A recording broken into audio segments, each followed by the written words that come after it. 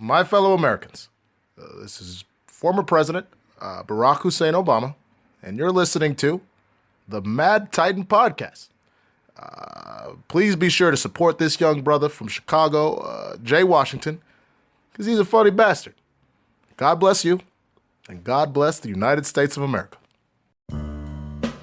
I ignored my destiny once. I cannot do that again. Even for you. I'm the only one who knows that. At least I'm the only one with the will to act on it. The Mad Titan Podcast with your host, Jay Washington.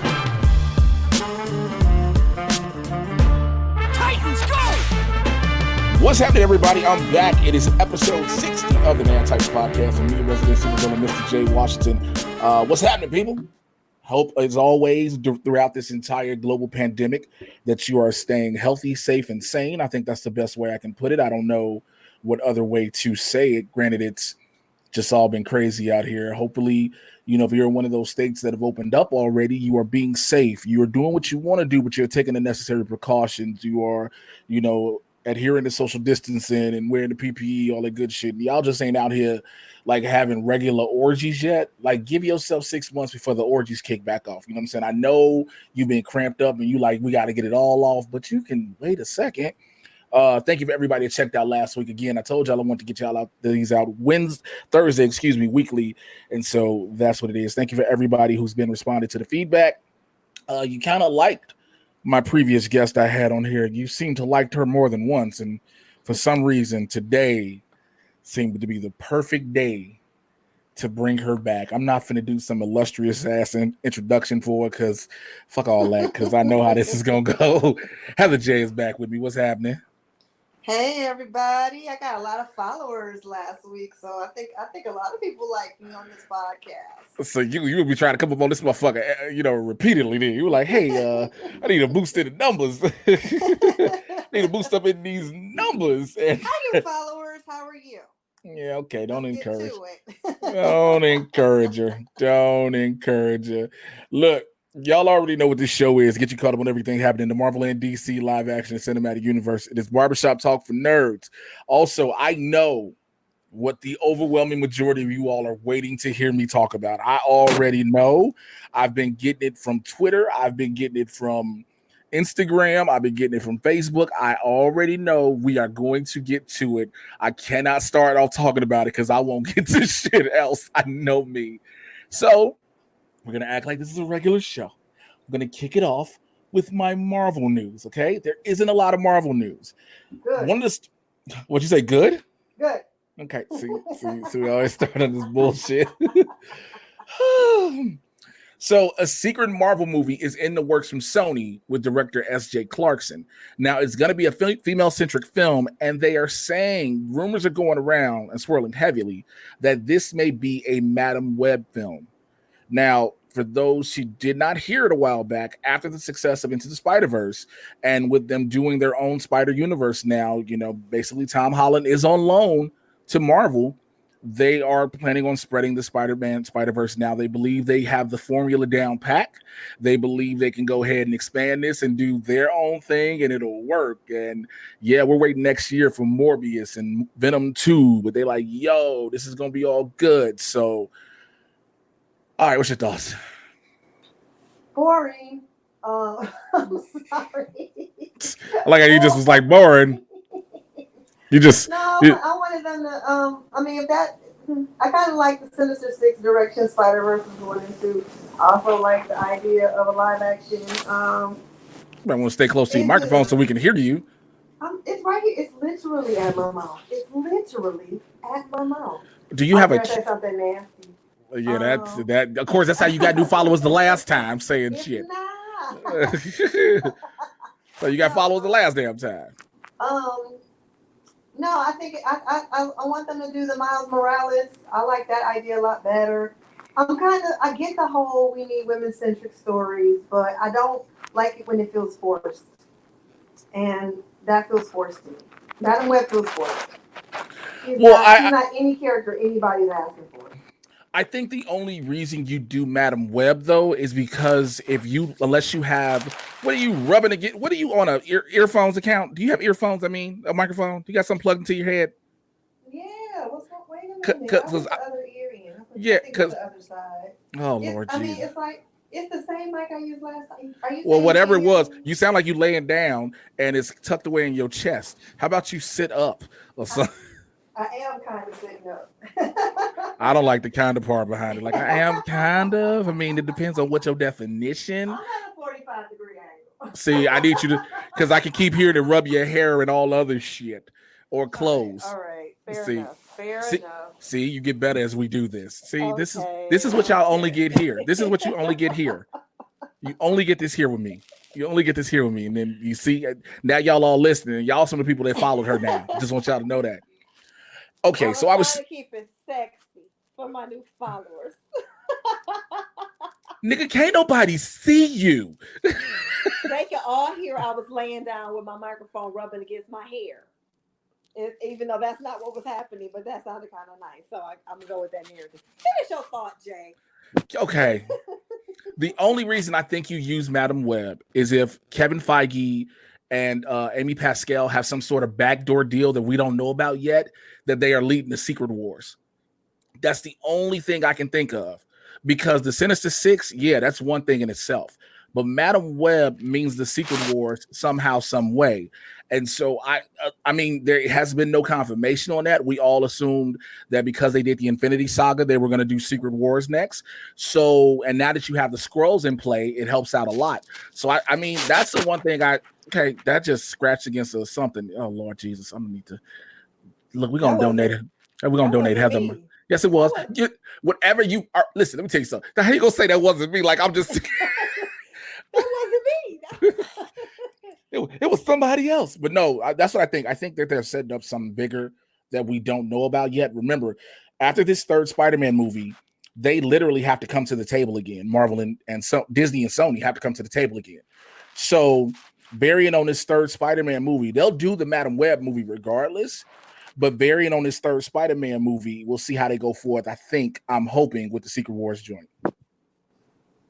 So... Well, I think that's too involved. I don't think Sony's going to sign back up for another project after the 3, because now Sony, they're going to be feeling kind of arrogant about the number Spider-Man's doing. They already do shit. That's why we're getting Morbius. That's what I'm saying. They're going to go back out on their own. They're not going to realign with Disney. They're not going to do it. Sony's they didn't want to realign with Disney to begin with. I mean, keep in mind how hard they worked to diligently keep Spider-Man away, even though it didn't end well any of the times they tried it. But I think they're going to go back to that, because now they're going to be like, well, now we got enough. We got what we needed from Disney. We don't need it anymore. So I mean, that would be kind of foolish. In my opinion, that would be kind of foolish. Spider-Man can stand alone. He doesn't really need the Marvel verse, really. Well, no. I agree. Spider-Man does not need. Spider-Man is a character in itself. Is this woman grinding up popcorn? What are you doing? I'm literally doing nothing. You turn. Did you turn your head? No. Did you just nod up and down? No. Now I'm starting to think maybe it's the cord connected to my device. So you're using headphones with a cord. Wherever your mic is sitting at, it's moving. That's all it is. It's not you directly. It's whatever your mic is sitting on. It's just hanging off my head. Oh, that's a lot of hanging. Anyway. Okay. I think it might be the cord. Well, it might be because you're kind of breaking up a little bit too. Oh, you putting it on me now?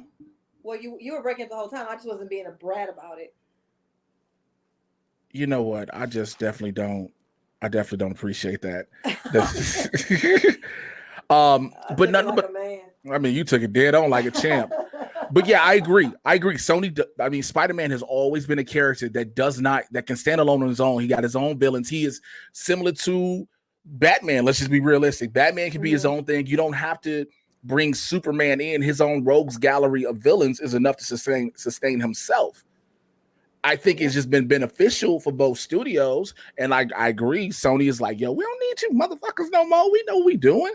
I mean, Disney needed Spider-Man for Civil War, but Spider-Man never really needed the Avengers, because I guess he was part of the crew for a while. But I mean, like I said, it was so much that they didn't do. Well, and I think Spider-Man still has a lot of stories. Sinister Six, I think, would be great. If they could just do that, I'd be happy. I think the thing is Sony now Spider-Man as a character, yes, he can stand on his own. He's a stand alone. It is what it is. But when it comes to Spider-Man as a movie, let's look at the track record to be real. Minus Spider-Man 2 and the original Spider-Man with Tobey Maguire, the Amazing Spider-Man was like, I guess, and it's the Amazing Spider-Man 2 just threw it all away. So they needed something to help them jump off of Spider-Man that people were already going to ride with. And that's why you make that deal with Disney. Yeah, that's what I'm saying. They got that now. So they don't need to do another one. They got whatever little ones, and they got that with the first, they got that already. They don't need to re-enter a new agreement with Disney. Yeah, I get whatever they were going to get, they got. Yeah, I guess so. But we'll just have to see how that plays out. Now, S.J. Clarkson, if you don't know, she's directed episodes of Banshee, which is a dope-ass series on Cinemax if you have not seen it. Bates Motel, it's an amazing show. Bates Motel, Succession, and she is not unfamiliar to the superhero world because she has directed multiple episodes of Jessica Jones. And the Defenders. And look, no one wants to talk about the Defenders ever again. That was such a disappointment. I'm just saying she directed it. And her credits. Yeah, if we're gonna go credit, she came real close to being the first female director on a Star Trek movie too. So awesome. That speaks real volumes for her. So that's all the Marvel news. I'm not gonna talk about all these rumors that are swirling right now, all these speculations. Yes, they said that Monica Rambeau will be doing some stunt work. Tiana Paris, my homegirl, has a stunt double in WandaVision. Okay, cool. That is not no real big news story, but I was like, let me say it. It's done.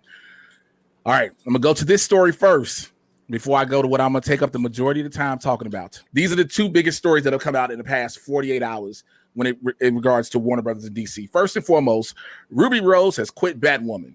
Now, if you want to know honestly how I feel, thank God she should have never been in that role in the first place. Exactly. I've said this before numerous times on this podcast. I've said it before on every other podcast. They only brought Ruby Rose in because she is an openly lesbian actress with a name. Like they were like, oh, her success and her stardom around Orange is the New Black is enough to catapult her as a lead of a TV show, which is like, you might want to actually check somebody that can act. And they forgot about that part. So there are new rumors that have been swirling about why she decided to exit the show. Okay. Now, this is from TV Line. A source says that it was a mutual decision at best. Okay. They said that Rose had been unhappy for some time. She never really got used to working the long hours required of her to lead a major TV series. It also says she did not acclimate well to life in Vancouver where the show was filmed. The source also goes on to say it wasn't 100% her decision. It was a breakup. She wasn't happy working on the show. And did that make her fun to work with? No. So everyone decided it would be in the best of the interest for the show and for all concerned if they parted ways. It just wasn't a good fit. All right. Can I break this bullshit down for y'all real quick? Go ahead. Ruby Rose only wanted to work 1 to 2 days a week. You cannot work 1 to 2 days a week when you are the lead of a fucking TV show. Exactly. She did not want to do stunt work. And when she did the stunt that got her almost killed, she was so reluctant to do it. She was careless about doing it. So that she made the crew's life a living hell to be a part of it. She told them, even if she doesn't do this, she still has a feature career. So she does not need this, which was technically true. You don't need to be doing the superhero thing, but you cannot say you want to be the lead of a TV show and you don't. It takes for an hour TV show, it takes up to 8 days to film. 8 days. You only want to work 1 or 2 days a week. They normally shoot 4 days a week. You only want to shoot 1 or 2 of those days. Are you fucking serious? She was a cancer on that project from the beginning. Also, like I said before, if you are going to get an openly lesbian actress to play this character, get someone who knows how to act. I don't know where anybody got the assumption and the belief, aside looking from Ruby Rose and just fanning over her pitches, that Ruby Rose can act. She cannot. Well, it's a lot. There's a lot to unpack there. Everybody from Orange, kind of got on. You know what I mean? Like I've watched them force a lot of people from that show into roles they didn't belong into just because they're popping right now. My question for her is, if you didn't want to do stunt work, why on earth would you take a role playing somebody that literally jumps off of buildings? Like, why would you even consider taking the role of anybody in the Bat family, knowing that the Bat family only jumps and flips and fights and kicks? It's literally all stunt work. So why would you ever take the role to begin with if that wasn't something you wanted to do? So it seems to me like she wanted some money. She wanted another TV show. She wanted to go into some stability. And Berlanti shows, tend to all stay on for a while. And then when she got in the role, it was like, oh, no, I don't want to do this. I say get rid of her. And, you can always pull another Batwoman from another universe. That's the good thing about them. So here's what's happened since you bring that up. So here's what's happened. Again, she is now officially no longer Batwoman. Batwoman has already been renewed for a second season, which also, let me pull the curtain back for y'all. Batwoman was always getting 2 seasons at minimum.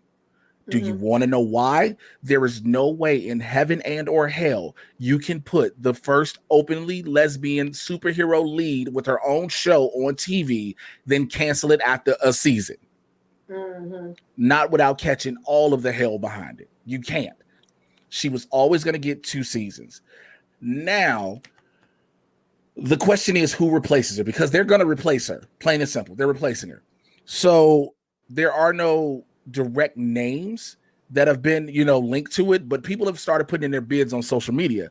Stephanie Beatrice from Brooklyn Nine-Nine, she started tweeting her support about it.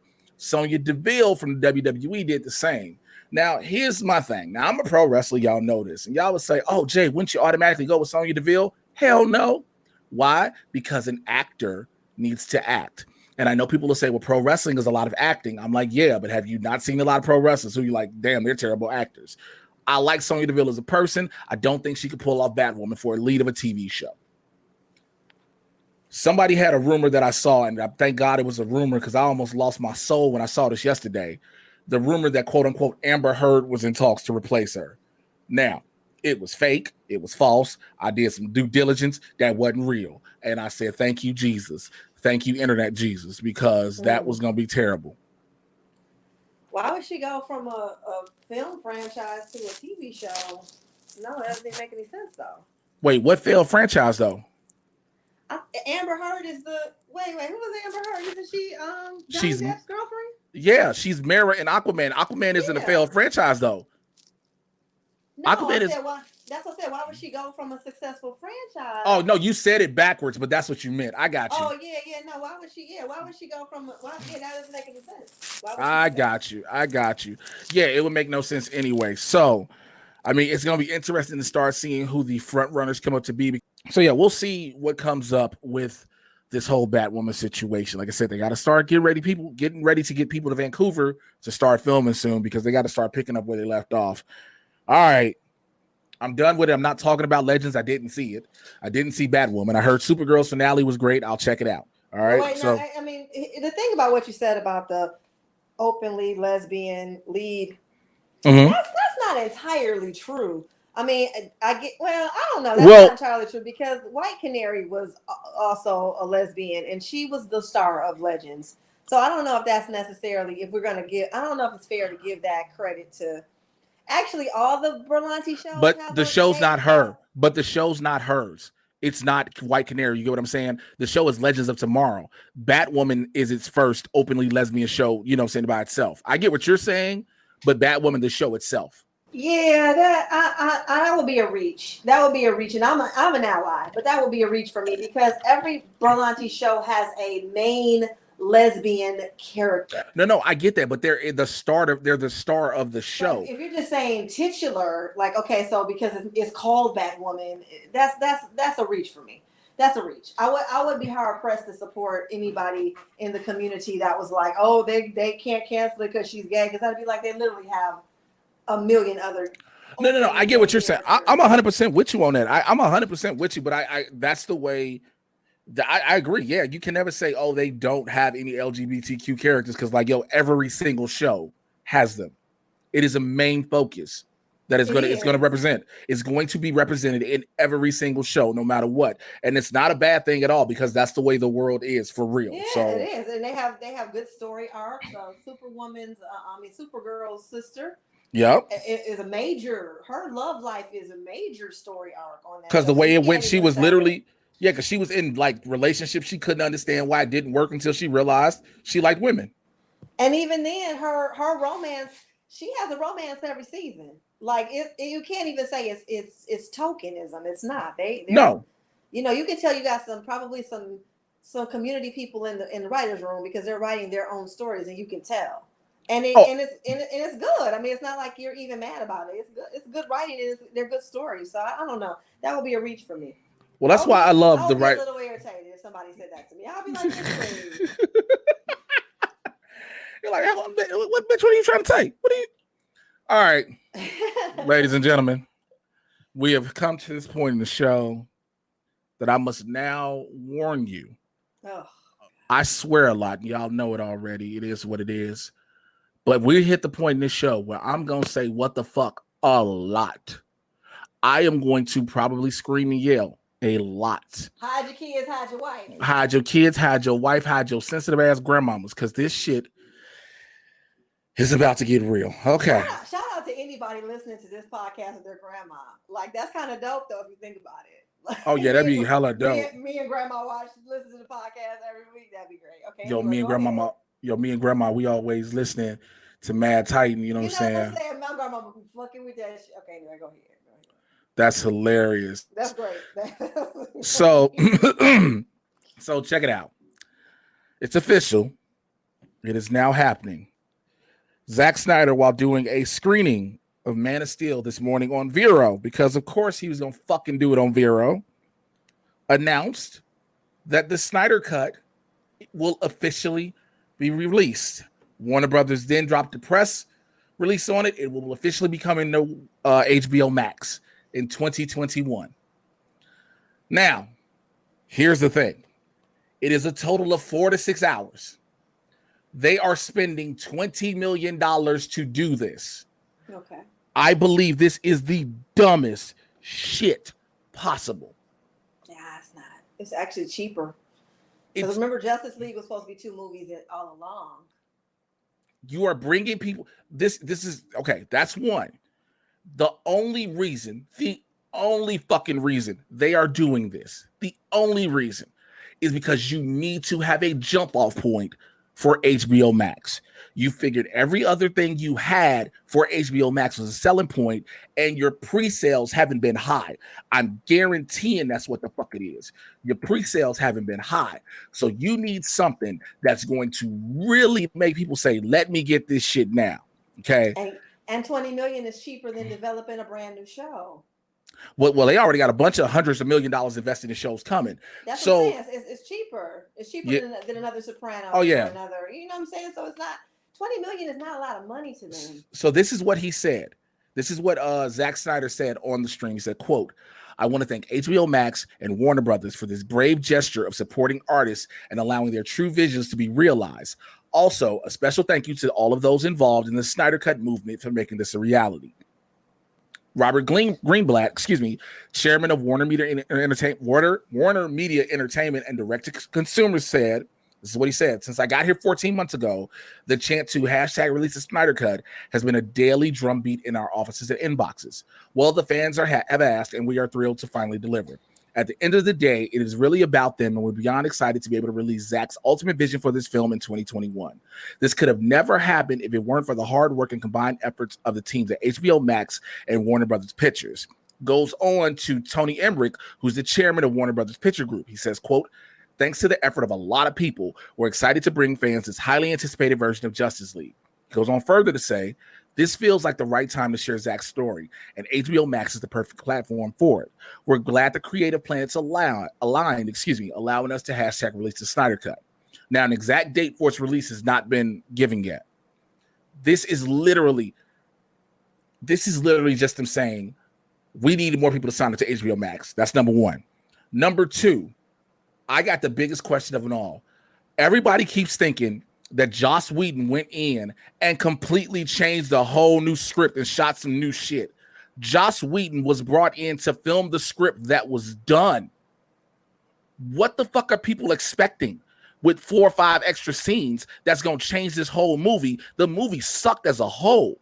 Okay, see, that's where you're wrong. Okay, first of all, this is not 4 or 5 new scenes. If they're telling you already it's four or five, they say over 4 hours of footage that they want to cut into 6 episodes. Obviously, it's more than 4 or 5 scenes. Second of all, this is where everything went left. I mean, as human beings. Oh, here we go. Let's just be human for a minute. Let's just be human. The fuck human got to do with this trash though? Go ahead. Let's just be human for a minute. The reason that this whole project went left is because Zack Snyder's daughter committed suicide. Absolutely. Okay, that's the whole thing. So this man who was dealing with something unfathomable to me, I couldn't imagine what my life would look like the day after. I know I wouldn't give a fuck about a movie. I know that. So I agree. In his inability to complete the project for reasons we should all be able to sympathize with, whatever happened, but it was not what he intended. What he intended was 2 films.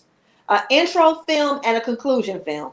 Introduction to Darkseid, and basically the Justice League story as we know it if we've read the comic books or seen the animations. That's what he was trying to do. Did he make some changes? Did he make some adjustments? Yes, they always do. We've talked about this a million times. They take their little creative license with it, but that was the story he was basically trying to tell. Had his daughter not taken her own life, and I'm not saying it's her fault. No, I know where you're going with. I know exactly where you're going. It's definitely her fault, but that wouldn't be a nice thing to say. It's saying her situation. Her situation is the reason this didn't occur. Is what you're saying, basically. Her sadness. Yes. Her sadness. And I'm sorry that she felt that bad that she thought that was the answer to her problem. I'm sorry she did that to her family. Had that not happened, here's the thing with the Snyder Cut. We'll never know because of what happened. So this is like our glimpse into what could have possibly have been. And that's why it's so exciting to us, Jay. It's because it's like, wow, the road not taken in a alternate universe where she didn't do, she didn't kill herself, and he was able to do what he wanted to do. It would have been the epic film that we know it could be. You know what I mean? And that's pretty much what it is. And this is a testament to the human resilience. The man's coming back from immense grief and saying, okay, let me finish what I started. And that's what you want death to be for you. You want to be able to eventually pick up the pieces, Jay, and go, okay, I stopped doing that because I had this grief. Now it's time for me to get back to the man I am and the man I know I could be and put out the shit I know I could put out. He was probably devastated when he saw Justice League, but at the same time, not more devastated than he was over losing his daughter. He just couldn't deal with it. Now he wants to deal with it. Let the man deal with it. Fix the wrong, Zach. Fix the wrong. All right. So since you gave that beautiful sermon on the mountain, I'm gonna counterpoint all this to him. I'm gonna pass the plate to my cash app. Yeah, you can get. Don't tell him your cash app. I don't give a shit. We can go ahead and put this building fund. All right. Listen, I understand that his daughter's untimely death is the reason why he had to leave the project. The project was not completed, according to many sources. The moment Whedon came in to finish. And I'm sorry, Whedon came in to finish as far as pickups and reshoots, which is what happens all the time. That's a given. Now, as with every other Warner Brothers project, there's a different thing we'll see. But also, if you're going off what Man of Steel was, what BVS was, and again, we talked about this, I think it was last week. I know so many people say, well, the director's cut. That is not what is given to the public in the fucking beginning. There is a reason there is a director's cut and a theatrical cut. A theatrical cut is what you distribute to everybody. A theatrical cut is what all the decisions are made of. So now, here's the thing. Okay, you get it. Whatever. La-di-da. Let's say it's trash. Then what? Or it's good. Then what? Because the problem is they're already moving forward regardless. And that's the thing I don't think. No, if it's good. Fuck. Okay, you did warn people. I'm sorry. I didn't mean that. Sorry about that. I had it's good, and I think it will be significantly improved.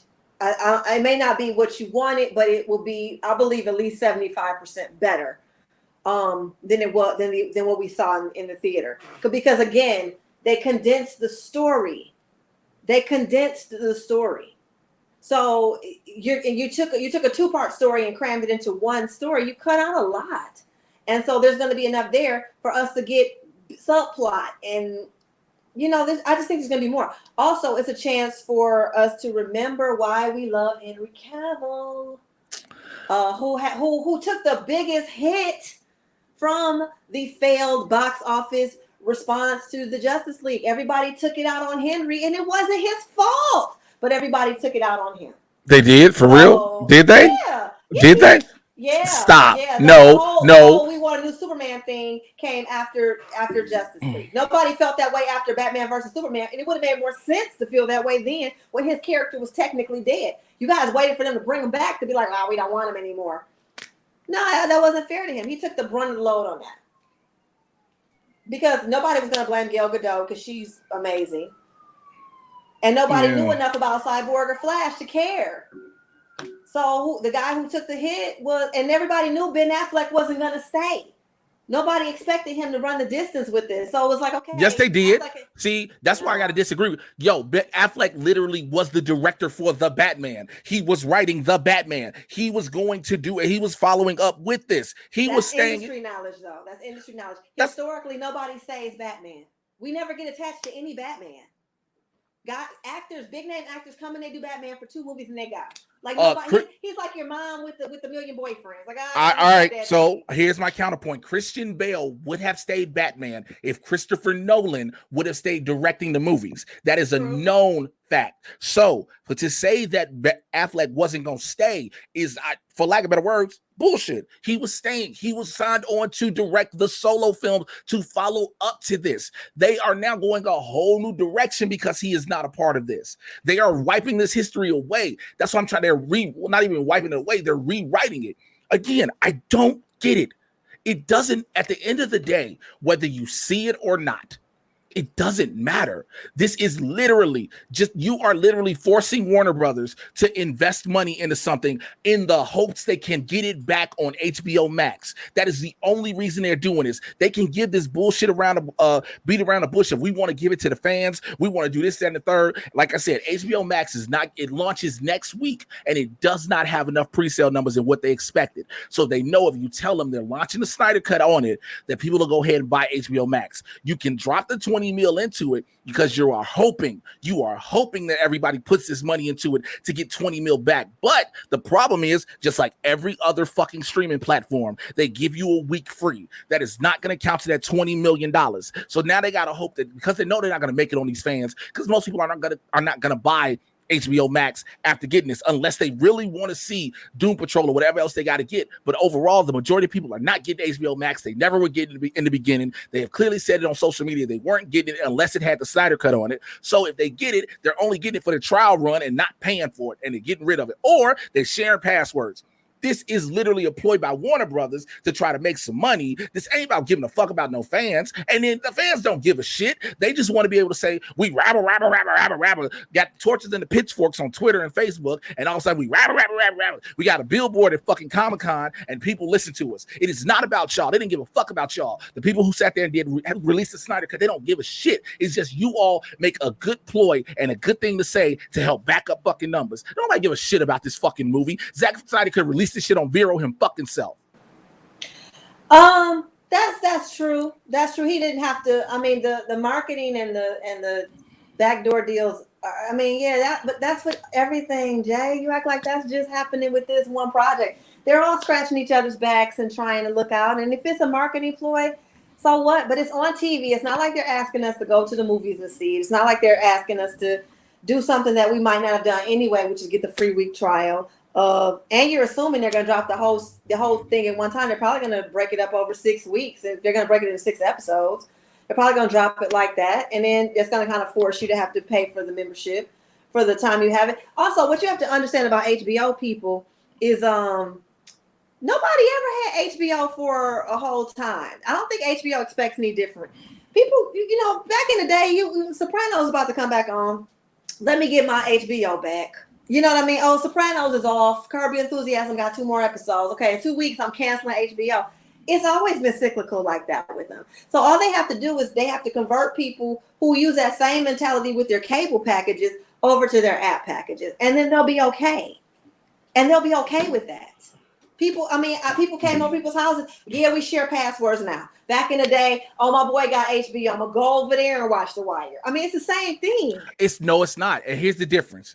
This is why, and I'm going to definitely say this, why this is not the same thing. Because you are making these streaming services, so you're expecting more people to buy into them. You know, with cable, people just got to come over somebody's house. But now you're trying to put something in people's hands, for lack of a better word, to put it on your telephone, on your cell phone, to put it on your iPad or your tablet or your desktop or your laptop. At the end of the day, this is a money ploy by Warner Brothers. I get that. This movie, it doesn't matter. What if this shit is trash? Again, everybody keeps acting like, first of all, people keep acting like Joss Whedon wrote and directed the version of Justice League that you got. And that is not fair to Whedon at all. Because Whedon didn't do anything but come in and be a director. They knew he was a director that was known for doing a successful team-up movie, which what he did with the Avengers. You cannot knock it.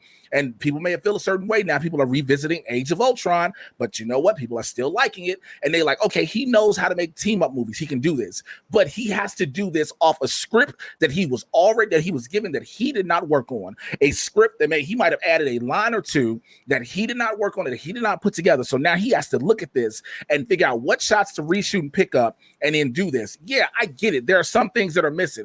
But fuck, okay, you're telling me this was going to be 2 movies. You're telling me I'd have had to sit 2.5 hours more than likely, because it wasn't just going to be a 2-hour film, 2.5 hours likely for the first film just to get to something that would give me the second movie. And I know people are going to say, well, you did it with Avengers Infinity War. That's because every single thing that led up there, all the different story points, even the little plot point movies, led to something bigger. And yes, I'm still talking about Thor: The fucking Dark World. Yes, I'm talking about Guardians of the Galaxy 2. Yes, I'm talking about Ant-Man. They all led up to something. You had a bunch of shit that people did not see originally in the, because there was no director's cut of Batman v Superman. People went straight off of the theatrical cut, went into that and was like, are you fucking serious? This is the Justice League movie in itself. Why am I worried about seeing the whole thing here? Then I got to go drag in 2.5 hours of that, then to just wait a year potentially for another movie? Come on, Heather. I mean, I just, your lack of patience is mind-boggling to me, because you literally just listed all the times you waited a year to see a movie. Let's not forget the fact that you didn't know all those plot points were going to come together until they did. So when you were so patiently watching Ant-Man 1 and Guardians of the Galaxy 1, you didn't know Infinity War was going to blow your mind the way it did. You sat there and you patiently watched it. So do the same thing for DC. No, you're not finna. No, because it's a difference. It's a difference. Marvel movies. No, Marvel movies have kept us going and kept us. This is one thing, and I know I'm gonna sound like a DC hater, but I can back it up for a real reason. Marvel movies have done something that everybody came out of it like, damn, you got this. Damn, I can't wait to see what they're doing next. Okay, this is what it's leading to. When we found out they were going to Thanos, when you started hearing the word Infinity Stones, you know, so even when we first saw Thanos at the end of Avengers, we knew something was building up. So we were on that ride, right? So then you get Man of Steel. It's a different Man of Steel take from what Superman really is. It literally had people conflicted. Some people loved it. Some people hated it. It just is what it is, right? Then you go to, we're just going to hurry up and bring Batman in. So instead of doing a Batman movie, we're going to do a Batman versus Superman, but we're not going to call it that. Batman v Superman, then call it Dawn of Justice, because why? You want to introduce everybody else somehow, some way, slowly but surely. Instead of just letting these movies build the fuck out like you should have, instead of giving if I'd have got the Flash movie, if I'd have got the Cyborg movie, if I'd have got Aquaman, and then, you know, maybe even Wonder Woman before I got Justice League, I wouldn't have an issue. But you cannot, I don't give a shit what he does in this movie. You cannot explain Cyborg's story. You cannot explain the Flash's story, everything. The only thing that Flash has beside that is what we saw with him meeting up with Bruce when Bruce went to his little lair. Also, the stuff you don't see is maybe a small scene with Iris and his scene talking to Billy Crudup in jail when he's in Iron Heights. There's not much. Victor Stone's thing, you are not going to get Victor Stone's whole story, because Victor Stone's story was supposed to be in there before Justice League, but they kept deciding they weren't going to do it. And you're not telling me you put an entire story of how Cyborg comes to be. You just either going to cram it together and hope we push forward, and that's supposed to make sense to everybody, because why? You got the Trinity, so you good? Come on. Yeah, it's called storytelling, and it's not for me or you to say whether or not it can be done. It's for the people telling that story to show us if they can do it, if they can't. And if they can't, it'll be plenty of shit for y'all. Y'all been talking shit about it this long. And now you can talk the shit from the comfort of your own home. Okay, so it's like, it's not hurting anything. We're sitting in our houses, like you said, on our laptops, on our computers, on our devices, watching it. We're not at the movies doing this. This is something we're doing chilling at home. It's not hurting. It's not 20 million. They blow 20 million in development deals for people that never get developed. And you know it. 20 million is nothing to Warner Brothers or HBO. So this is literally, this is like a B project. The only reason it's getting the hype it's getting is because the fans are excited. If this was anything else that was a $20 million project, it wouldn't have even made the news, and you know it. 20 million is nothing. That's 20 cents to them. So the fans are important. The fans, even if it's not really authentically for the fans are happy. They have something to look forward to. We desperately want Zack Snyder to redeem himself because we hate what the superior story came out to in adaptation. Because at the end of the day, the Justice League was way more interesting than the Avengers. What? Okay. No, way more interesting. But the adaptation of the films proved otherwise. It made the Avengers was a better film. But if in story, just content, no, story, line for line, square for square, the Justice League is far more interesting. Far more interesting. All their characters actually have backstories and they're just better written. Everybody knows the DC villains are better written. And the heroes are better written. They're complex.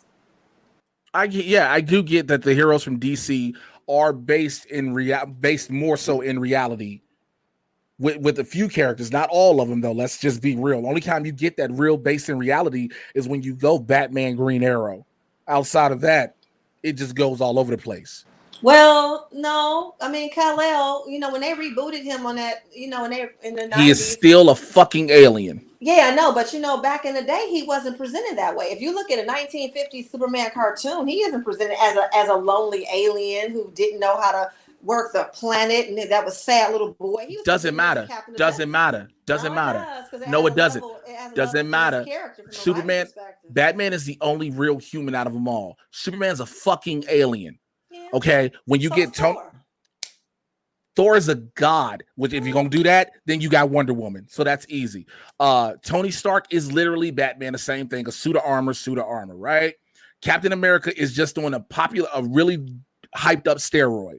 That is literally all Captain America is on, a hyped up steroid. Okay, Hawkeye is a fucking archer. The Black Widow is a spy. The Hulk, she's also 98 pounds and can beat everybody up. So I've seen a lot of 98-pound women who could do some work. I'm just saying. Okay. Right. But 98 pounds, you can beat up every man you meet. No, she can't beat up every man. I mean, she got some help with the stingers and shit like that. But you're not finna tell me, okay, fuck all that. Let me just say this. Again, it comes out. You see it. You get everything. Now what? Because I think that's the problem too. Because if once it comes out, okay, ain't no if. We know it's coming out. You're getting it regardless. Ain't no if. It's happening, right? Bam. Warner Brothers has already shown you they are going in a completely different direction no matter what. No matter what. What is the point besides just saying here it is? Because here's why I bring that up. Because the internet is going to feel like this. Because just feel like the internet now feels, they feel vindicated. They feel like they've been, they've been heard. We've been championed from being able to do. To feel heard, Jay. Okay. Just like the Sonic shit, which the Sonic shit was necessarily needed to be done because Sonic looked like the nightmare before. But you've been heard. Now you got this. What now? There is no more Zack Snyder vision going forward. You don't know that though. You don't know that. If it's successful if it's successful enough, they might revisit the issue and go back to the original vision. No, because that's why you have new direction. No, that's why you have new direction. That's why you are already going in new direction. It makes zero sense for Warner Brothers now to be on the track that they're on to sit there and say, all right, we're going to redevelop our stories until we decide to come back together again to sit there and backtrack now because now they done shown people this. And the problem is motherfuckers are going to whine on the internet and do it and think that's the case. That's another big issue I have behind this. Motherfuckers are not going to shut up now. They are not, Heather. They are going to think that now we got it. Look, everybody still wants the Man of Steel 2. But guess what? In order to get Man of Steel 2, you got to get Henry Cavill to say he want to do the movie again, right? So what happens if he doesn't? It makes no sense to try to push Man of Steel 2. Nobody wants Man of Steel 2 if it's not Henry Cavill's Man of Steel. It looks real dumb to go to a new Superman with a Man of Steel 2. Quite honestly, let's just be real. You're not going to do anything with this Justice League iteration the way it was with what we saw on screen or what we're going to see in the Snyder Cut. And also, if people are listening and you try to tell me, well, all of the people who were in the movie tweeted release the Snyder Cut, that's because Zack Snyder had them tweet the shit. You're not going to fucking tell me they all did it on their own because it was too obvious when they all started posting it back to back to back. Okay. Or maybe they wanted, maybe they liked it. Did it ever occur to you that they since they know the whole story and they read the whole script, they actually liked what Snyder's vision was for the characters and they were also disappointed? I think everything going on with Henry Cavill is proof that he was terribly disappointed in everything that happened and he wanted it to be better. He was the best. Yeah. You want to know why he wanted to be you know why he wanted it to be better? Because he didn't like Zack Snyder's direction with Superman. He said it. He didn't like the fact that Superman was so dark. He did not like that. That's why he wanted more control of the character. That's why he wanted more money. He didn't want this. He didn't want what everybody wants to see. So what now? But he did it though. He did it. He was under contract. He did it. That's all that matters. He did it. And he has not said that he won't do it again. He has never once been like, I'm done with it or I'm walking away from it. Or like, you know, Christian Bale's not coming back. We don't know anything about what Henry said. I think Henry still is doing some wait and see. I don't think he wants to close the door completely because I do think he wants the franchise to be as good as we all know it can be. And I mean, I think that it's really sad that you are so negatively pessimistic against our sheer optimism and hope. That's what you're mad at. You're mad at hope. Oh my God. Yeah, the hope was y'all would let this shit go. No, and again, letting it go. Again, you're gonna get it. It should have been better than the Avengers, and we want it to be. And it was never okay. First of all, stop. Let's be okay. Heather, we're talking in reality here, okay? We're not talking in a comic book. There was no way possible Justice League could be better than Avengers because it had not built up a story the way the Avengers story had been built up. But see, this is my problem with you guys. You guys can't have it both ways. On the one hand, you're going, we don't need to see this. We already know what's going on. Why do we always have to see Bruce's father die? And all this and all that. You haven't built up your story. We don't have to build up the story. These are ancient characters. You got to build a story that's the same. Okay, stop that because we took a story. We took a movie. Never read Guardians. They had to tell you about Thor because a lot of people never read Thor. Everybody fucking knows what's going on with Superman, Wonder Woman, Batman, and the Flash. Everybody already knows the story, Jay. They do? Yes. They do? Yes, okay. Yes. No, you diehard DC fans and comic book fans like myself do. Everybody doesn't know, so don't do that. Tell me who doesn't know the story of Superman. Please tell me who doesn't know. Superman is not. We're not talking Superman. I'm not talking about Superman. I'm not talking about Batman. I'll give you a Cyborg. Cyborg is the only one, and even then, you got to remember. You act like people that go to movies don't also watch TV. Cyborg was on Teen Titans. Everybody ain't watching. Don't do that because everybody ain't watching Teen Titans. Don't do that. Don't do that. Enough people were is what I'm saying. Enough people were. It wouldn't be when okay, I've never read a Thor comic book in my life, ever in my life. The first time I saw Thor was in the movie. You're not going to say that about DC characters.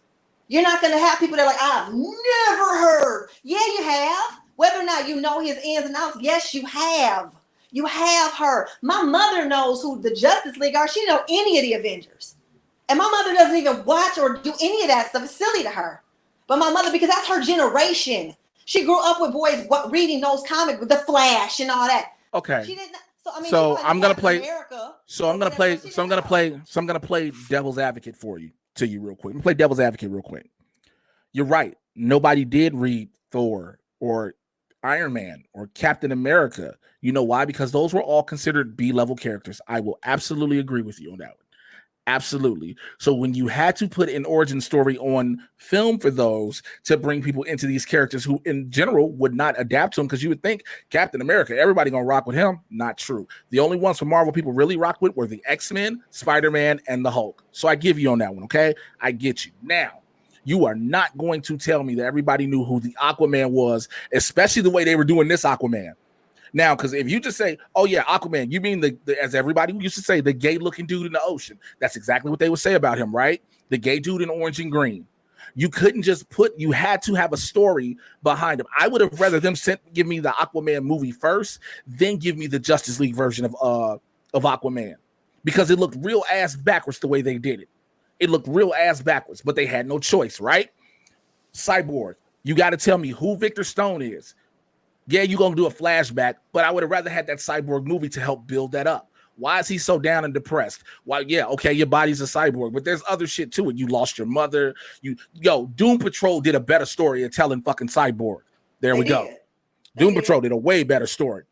Martian Manhunter was supposedly either going to show up or something, right?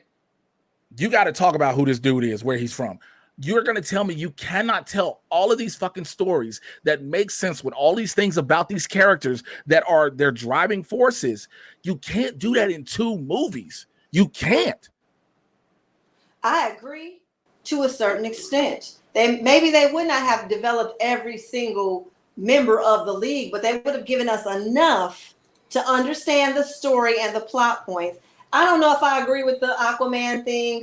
They definitely changed his look up greatly, but they did that in animation 10 years ago or whatever. So that wasn't Jason Momoa. That wasn't the first time. No. But most people didn't. Most people were not watching the DC animated movies. I understand that.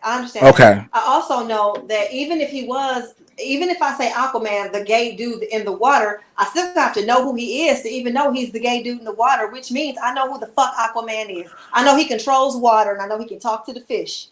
And that's all I need to know. That's really all I need to know for this movie to work at this point.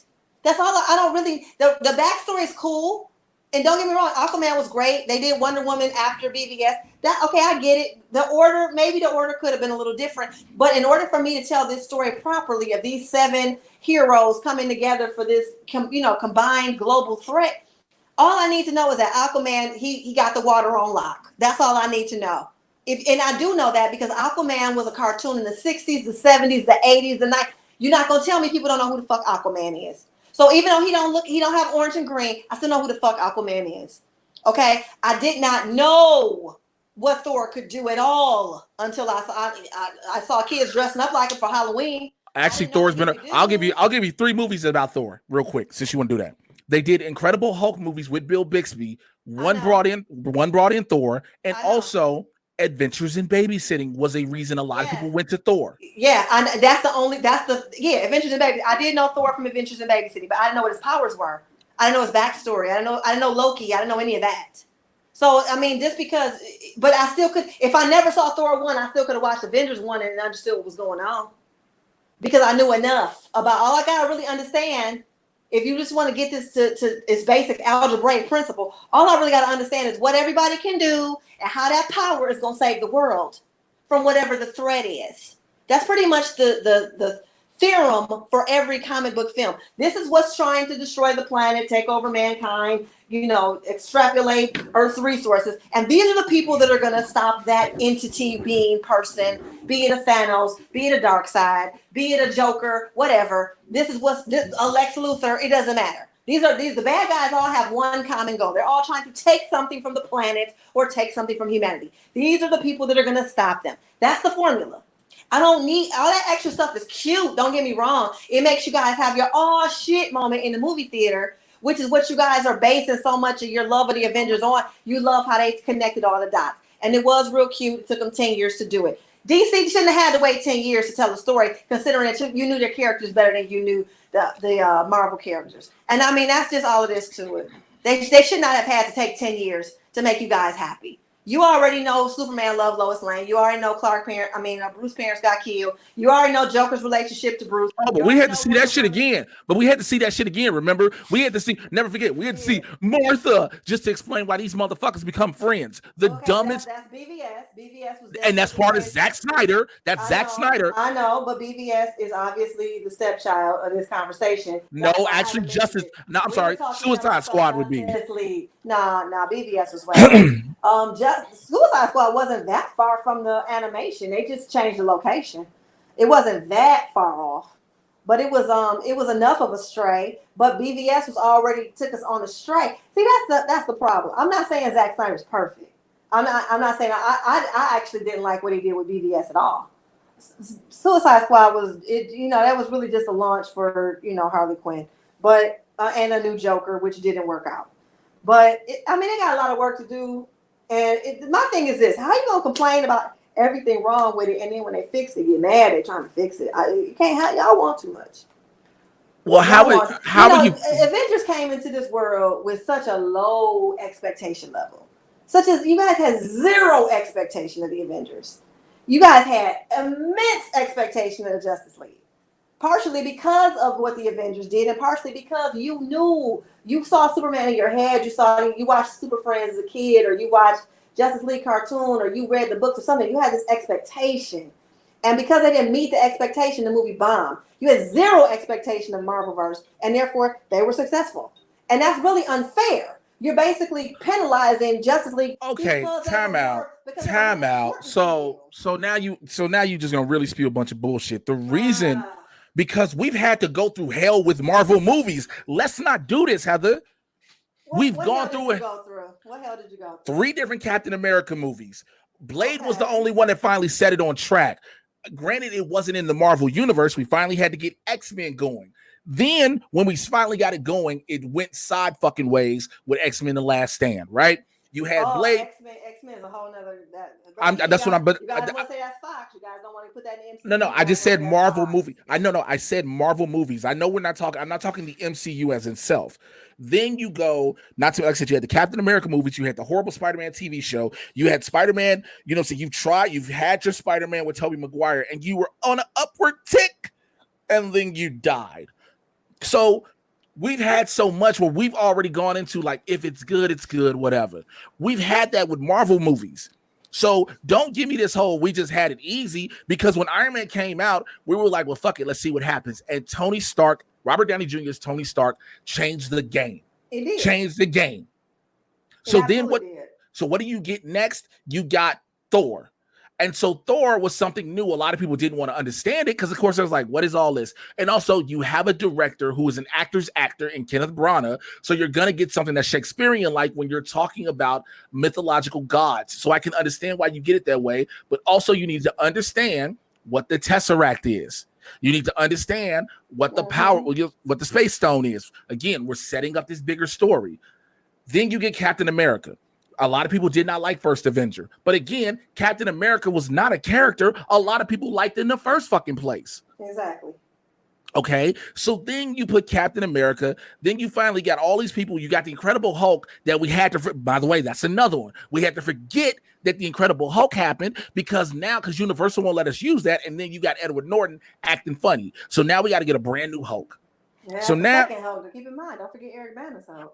That movie never happened. Okay? Don't do this. Don't do that. Saying. That movie never happened. Because if I got to talk, no, that movie never happened. I know this shit was terrible. The Ang Lee Hulk is the worst shit ever. Then you got the Avengers together, right? The first time. And this movie is fucking phenomenal. All the shit we've been seeing is built up.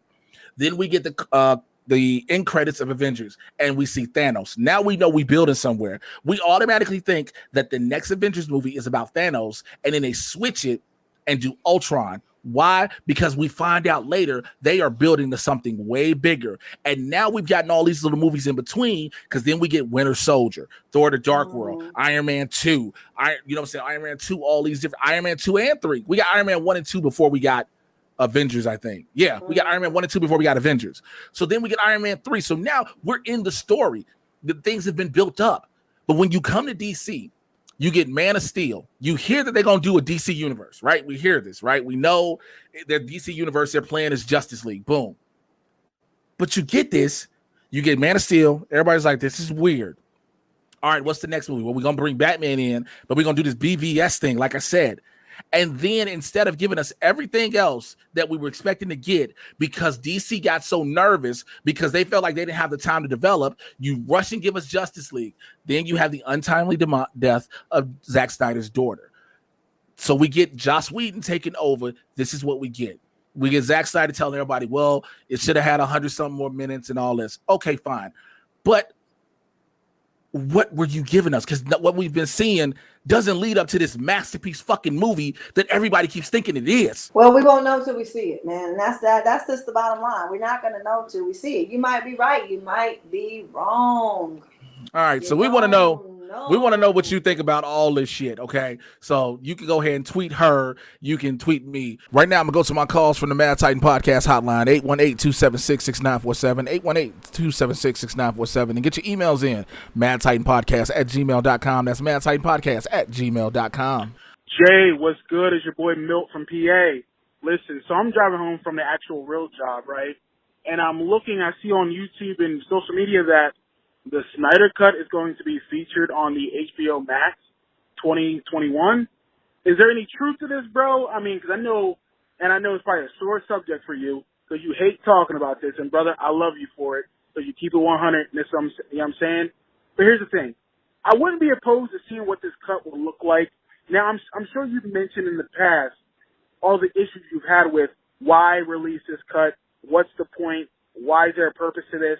But I'm actually curious, are you actually interested in seeing it yourself, one? Two, do you think that this will give Warner Brothers, or at least make Warner Brothers realize they probably shouldn't interfere in a lot of their movie-making process? Yes, now I know they're a significant, studio. They have a lot of credibility. But again, what are your overall thoughts with this whole Snyder Cut actually coming to HBO Max, whether that's true or a rumor? One. And second, like I said, what are your thoughts on studio interference when it comes to filmmaking? All right, brother. It's your boy Milt again. Love you, bro. Love the podcast. Keep doing it for the culture. Peace. All right. Thank you, Milton, for your call as always, man. We kind of went through that already, both Heather and I, as to, yeah, it's real. Yeah, it's happening. Why I believe why they're doing it. Heather has a different belief, Change the station. You ain't got to watch it. That's... Y'all just looking for reasons to whine. Fuck up. All right. So we got it. I got an email here as well. Shouts out to us from Jonathan Lowe. He says, greetings, big bro. What are your thoughts on any expansion to the DCEU, DC animated roster using milestone characters other than Static, Rocket, and Icon? I'll let you take this. DCEU and DC animation? Yeah, and or basically. Just bring them either one. Aren't they already starting to do that though with like Stargirl?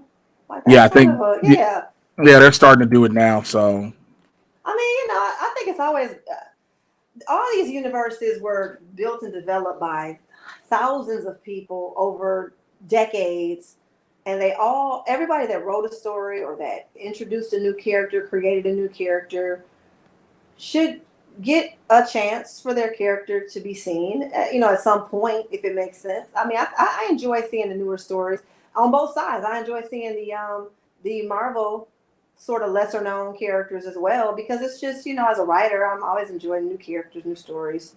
And one thing about comic book characters that cannot be denied, people that write comic book characters spend much more time developing characters, I think, than the average writer does. I absolutely agree. I definitely agree with that. And we do know the longer you spend developing a character, the better the stories are, and the more plot points you have to draw from, the more stories you have to tell, and the more enjoyable the character is, whether it's a villain or a hero, or a sidekick.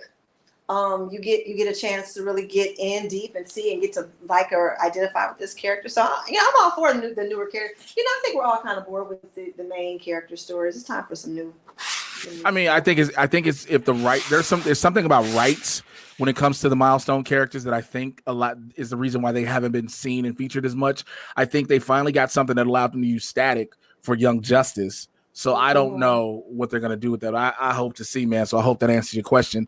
That wraps up. Wait, I have a question before you wrap up. So Static is Christopher Priest didn't have anything to do with Static, did he, or did he? I believe he did.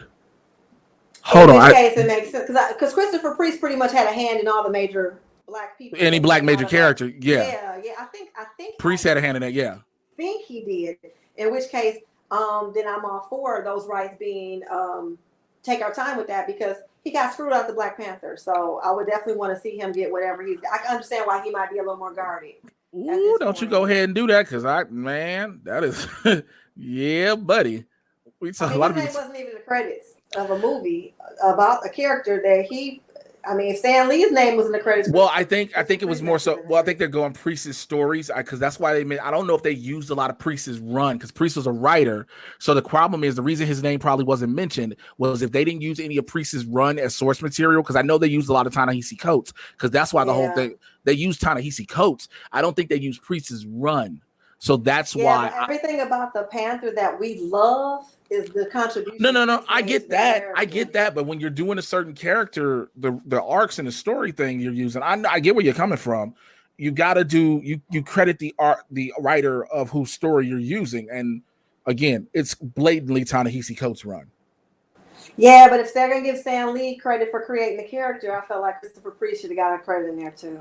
But you got a name at that point wouldn't have made a difference. But I think if you're gonna do that, you got to add every single writer that's written on Black Panther. You get what I'm saying? It's a tricky subject.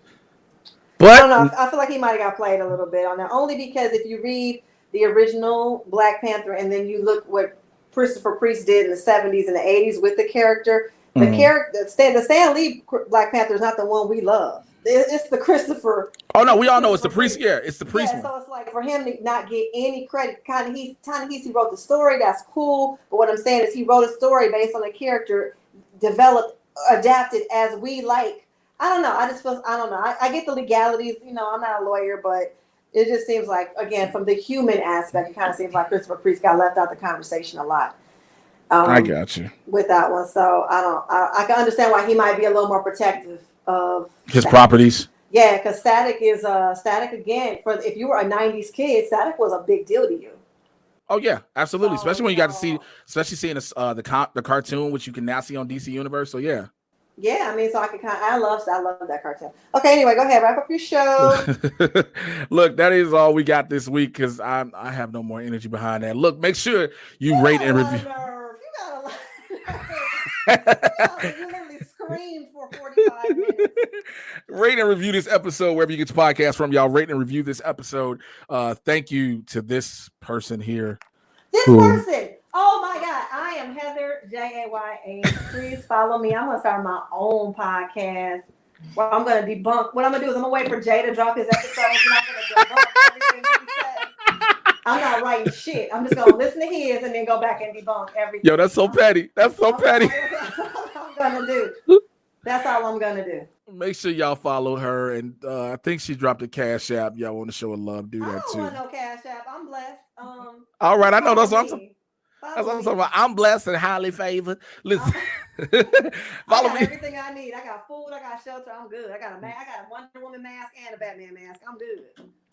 Follow me on Twitter and Instagram at Mr. J Washington, MRJAY. You should know how to spell Washington already. And join the Supervillain Squad on Patreon, patreon.com/Mr. J Washington. Thank you to all of my members. I'm about to add some more stuff up there because I think we got to have a further in-depth conversation about this whole Snyder Cut thing and maybe even more. But I'm going to put it out to the squad. And speaking of the squad, thank you to all the members of that Supervillain Squad. Shouts out to my newest member, Hillary Nellums, and my existing members. Here we go. Adelia Chamberlain, Alberto Rios, Akeem J. Brown, AZ Badfish, Blue 87 Jones, Brandon Buckingham, California Joe, Christopher Connolly, Kasi Nachalope, David Adams, DJ Snacks, Fanboy Cantina, Fillmore Pockets, Fred Castillo, Greg Morsheek, Hank Staley, Jake Acavetta, James Smart, Jeffrey Chadorn, Jim Mason, John Mariano, LK, Marcus Kennedy, Marcus Burton, Mikey Lito, Paisley Darts, Randy Constance, Rudy Waweda, Samir Tafai, Steve Tozen, and the Prince that wasn't promised. You all are producers of the Mad Titan podcast, and I appreciate each and every one of you all. Also, make sure you're checking out Blurs in the Hood with myself and Winston A. Marshall every Tuesday live on the Blurs in the Hood YouTube channel. And go to the YouTube channel right now. Check out our episode 18, where our interview with Justin Halpern, one of the showrunners of Harley Quinn on the DC Universe animated show, is up there. We will be also talking to Patrick Shoemaker and Dean LeRae and have another interview dropping for you all coming very soon. Cool. Again, I knew there was nobody else I could talk with about this but her. And as much as shit as I give her and she gives me, I love having you on here because you give me a debate that I'm ready to have. And I'm like, yo, that's what I want. I want to be able to have somebody who not just gonna back down and then, who come up with some bullshit facts too. which you did. But anyway, as did you. I followed the master on the bullshitosity. I tell you, everybody, if you don't know these Marvel disciples, they be on some bullshit. First of all, I'm not just a straight Marvel disciple. I love it all. Like I said, again, I went into Suicide Squad wanting to love it, and it didn't happen. I love Shazam. I loved Aquaman. I love Wonder Woman. What are you trying to say? Huh? That's cool, but you don't stand. Like y'all, Marvel could do anything. It's amazing. First of all, I critiqued Thor 2. I critiqued Guardians of the Galaxy Volume 2. I critiqued the fight in Black Panther. So what are you telling? And at a Black Panther, especially with me talking about it as much as I was going hard, I was standing hard. This is some American bullshit. Let me say this is some American bullshit right here. Americans considered the movie a flop because it didn't make $1 billion. Oh my God. Wait, it did. Justice League is like 700. Oh, I thought you were talking about Black Panther. I was like, what are you talking about? No, not Black Panther. I'm talking about this whole debate over the movie's a flop because it didn't make $1 billion or whatever. And it's like, okay, so movies that don't make $1 billion are okay. Well, I think because $700 million is not enough money, people. Oh my God. So this is why I think because it's budget. So here's why it's considered. This is why it's considered a flop. In order for a movie to be considered a success, it has to make 1.5 times its budget back. Its budget was $300 million. Okay. It only made $657 million in the box office total. Okay. So by that standard, it's a flop. But that's 1.5 would be $450 million. No, 1.5 would be 450. Yeah, it would have had to crack. Yeah, it would have had to crack at least 750, and it didn't. Why? When you said 1.5, 1.5. Right. No, you're right. You're right. No, but 657 isn't 1.5. Yeah, 300 million is one.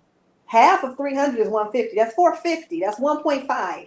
Right. So it needs to make it needs to make 7. Right. So if it didn't hit that number, people are going to call it a flop. So you're saying it has to make 2.5 times. What? Yeah. I'm sorry. Okay. Yeah. Yeah. One of us. You're right. You're right. Okay. I'm drained because I've been arguing about shit that wasn't supposed to happen. An argument that you started, an argument that you wanted, that you started, that you fed on, and just got yourself all banged up, and your argument juice. All right. I will holler. That's what I definitely want to also, before I thank you for reminding me because of all the shit, I definitely, before I end this, I want to send a lot of love and my thoughts and prayers and condolences to the family of my friend, my brother, Shad Gaspard. If you didn't hear, ex-WWE superstar Shad Gaspard, he lost his life after Sunday on the beach with his son, Arya, Riptide or Rip Current, whichever one of the two. They pulled him under and he was able to save his son. And he told them, take my son, save my son. And he unfortunately gave his life for his son. His body washed ashore late last night, this morning. They have identified it as him. So love you, Shad. He was 39 years old. Our thoughts and prayers and condolences go to Celiana, his wife, Ariana, his son, Arya, his son, and his entire family, friends, and so much more. It's a very saddening loss. Very tragic loss. Love you, bro. I'm always gonna keep doing what I do. Also, the reason I had to bring Shad up, Shad is in Birds of Prey. Shad is also the stunt double for M'Baku in Black Panther. Let's go. Shad has been doing a lot of shit that you didn't know. Shad is the body double for Kratos in God of War. So Shad has been around and doing a whole lot more stuff, and you've seen him in movies and TV and everywhere. So love you, bro. Miss you. We're gonna keep this party going and get legacy going. Holla at y'all next week. I'm out of here, y'all. Take care. Bye.